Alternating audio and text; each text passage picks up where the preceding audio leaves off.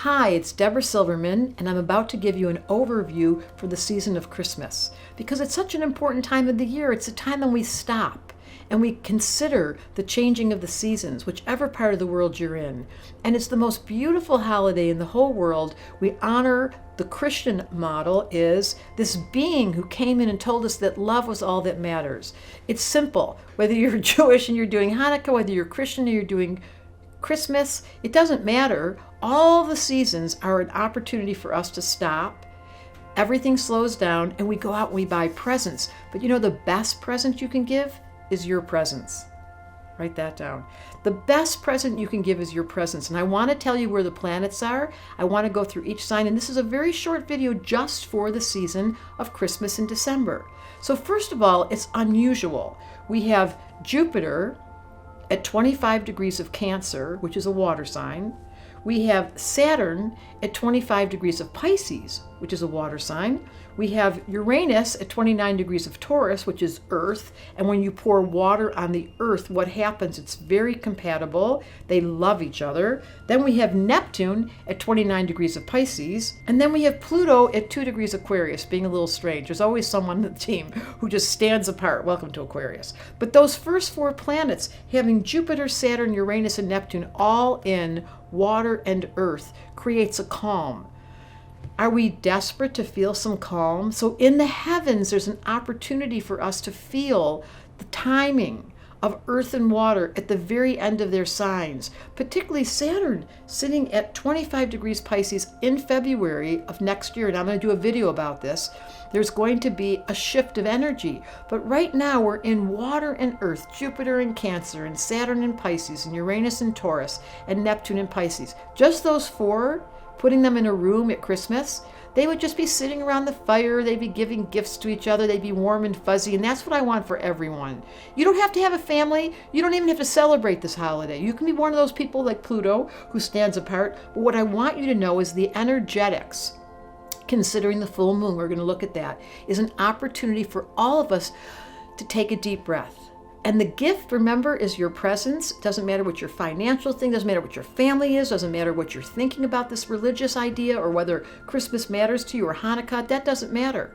Astrology transcends the human condition. So again, water and earth are here to give you the gift of feeling settled into your own skin.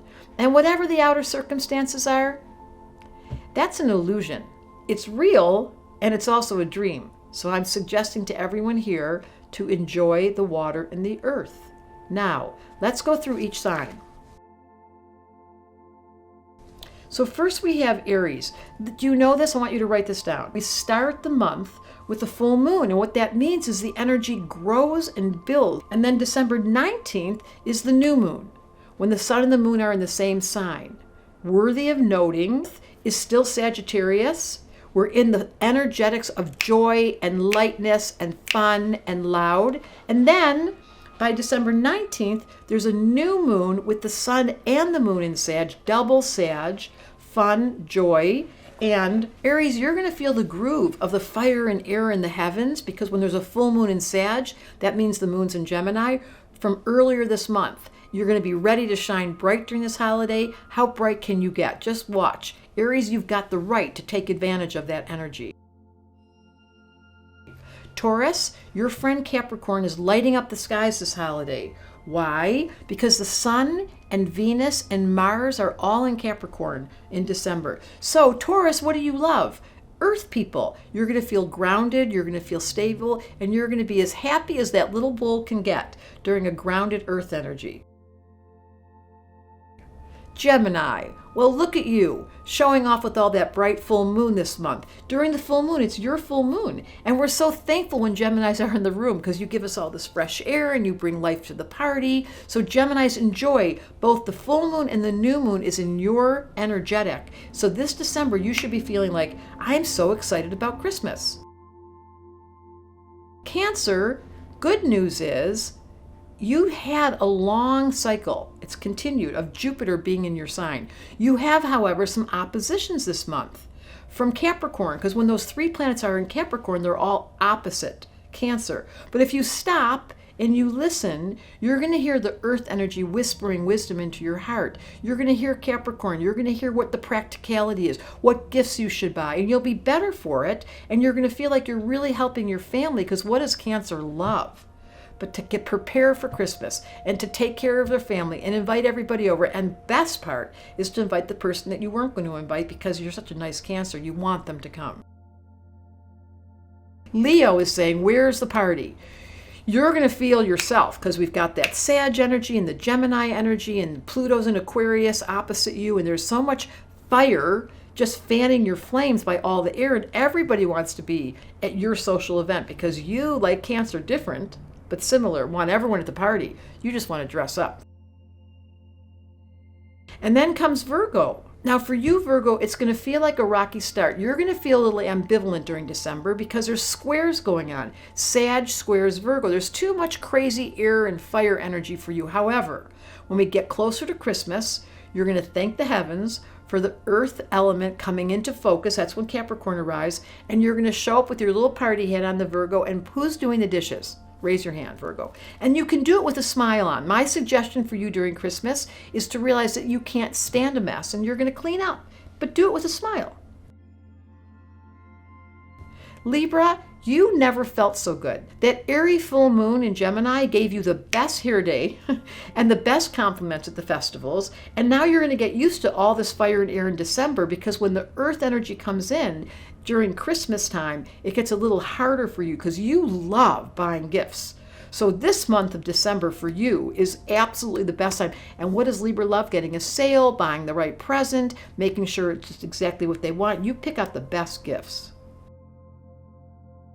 Scorpio, what's with all the noise? My goodness. This is the problem with December and Christmas. You want quiet, but boy, can you focus. So can we just get through the beginning of the month during all the fire and air when that full moon and new moon happens? And by the time we get to Capricorn, it's very complimentary. So hang on, Scorpio. It's coming. You're going to find yourself in comfort once we get to Christmas. In the meantime, your gift of focus and being able to keep all of us on task and stay the course, of course, you're going to have a great Christmas.